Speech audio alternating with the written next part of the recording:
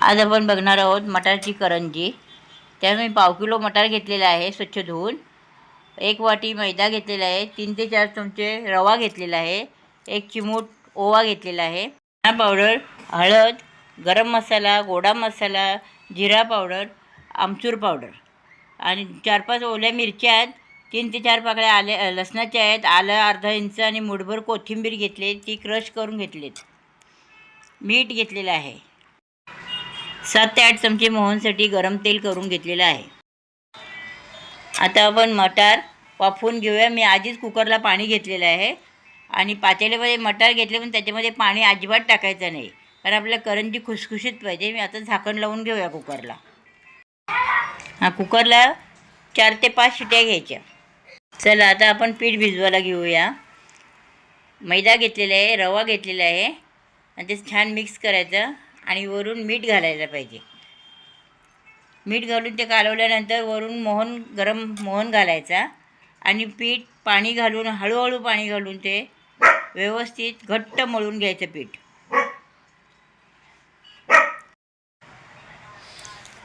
छान मिक्स करून घ्यायचं पीठ। आणि माझ्या मुलीला हिवाळ्यामध्ये मटार असते ना, म्हणून तिला करंज्या आवडतात। आम्हाला एकदा तरी मटारच्या करंज्या करायला लागतात। आणि आता छान गोळा मळून घ्यायचा, घट्ट मळायचं, पातळ पीठ नाही करायचं।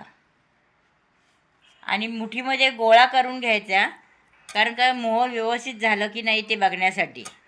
आता थोडं थोडं पाणी घालायचं आणि गोळा व्यवस्थित करून घ्यायचा।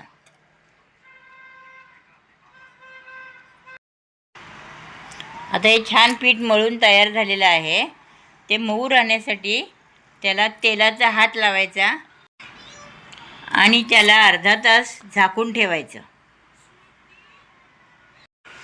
चला आता कुकरचं झाकण उघडूया। मटार बघा किती छान शिजलेलं आहे। आणि आता पॅनमध्ये तेल टाकून घेऊया।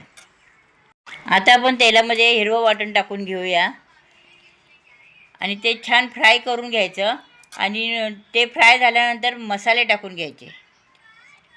हे आपलं हिरवं वाटण छान फ्राय झालेलं आहे। आता त्याच्यामध्ये आपण मसाले घालून घेऊया आणि छान फ्राय करायचे मसाले। मसाले छान फ्राय झालेत। आता त्याच्यामध्ये आपण वाफवलेली मटार घालून घेऊया आणि चांगलं एकजीव करून व्यवस्थित करून घेऊया आणि त्याच्यावर थोडं मीठ टाकून घेऊया। आता आपण ह्या मटारमध्ये थोडीशी चिमूटभर साखर टाकून घेऊया चव बॅलन्स होण्यासाठी। आणि हे छान परतून घेऊया व्यवस्थित असं। आणि नंतर मग ते स्मॅशरनी स्मॅश करून घ्यायचं। जर स्मॅशर नसेल तर तांब्या किंवा पेला यांनी स्मॅश करायचे, आणि अख्खे दाणे नको आहेत, त्यांनी करंजी फुटू शकते। हे आपलं सारण चांगलं क्रश झालेलं आहे।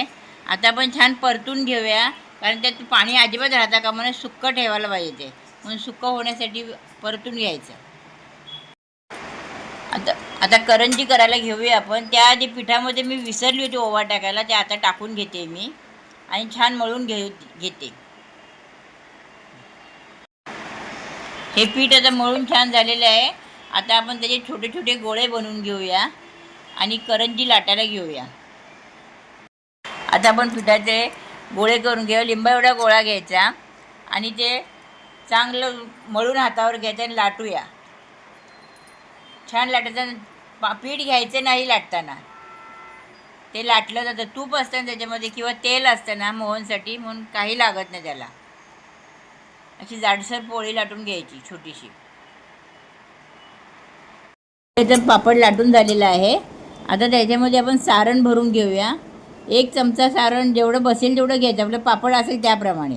आणि आता साईडला पाणी लावून घेऊया। पाणी लावून झालं काय मग ते चिटकवायचं असं सर्व बाजूनी। आणि करंजी तुम्ही साच्यामध्ये करू शकता, काटणीने कापू शकता, नाही तर मी फोकणी करते। असं तुम्हाला आवडेल त्याप्रमाणे करू शकतो आपण। अशा करंज्या करायच्या। सारण थोडं जास्तच भरायचं, कमीमध्ये पोकळ होतात करंज्या।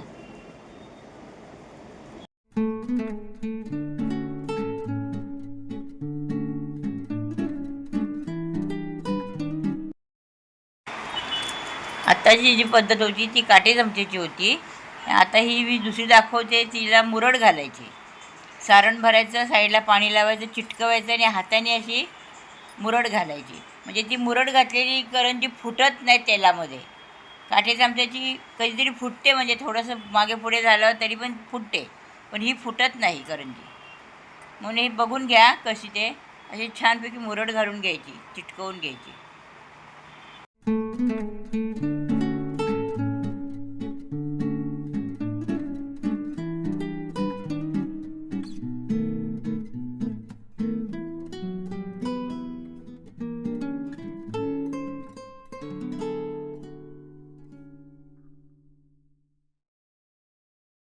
तापत ठेवलेलं आहे.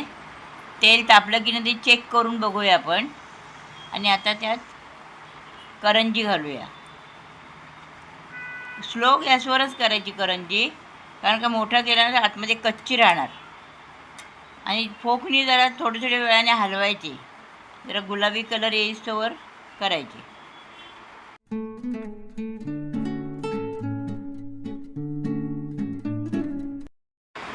करंजी बदामी होईस्तोवर तळून घेऊया, अजून व्हाईटच आहेत त्या. अशा प्रकारे ह्या सगळ्या करंज्या आपण तळून घेऊया.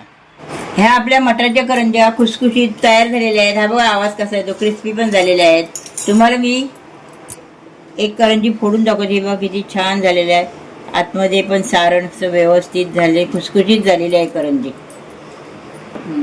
नक्की ट्राय करून बघा आणि माझ्या व्हिडिओला लाईक करा, शेअर करा, कमेंट करा आणि स्नेहाज मेनू चॅनलला सबस्क्राईब करा. थँक्यू.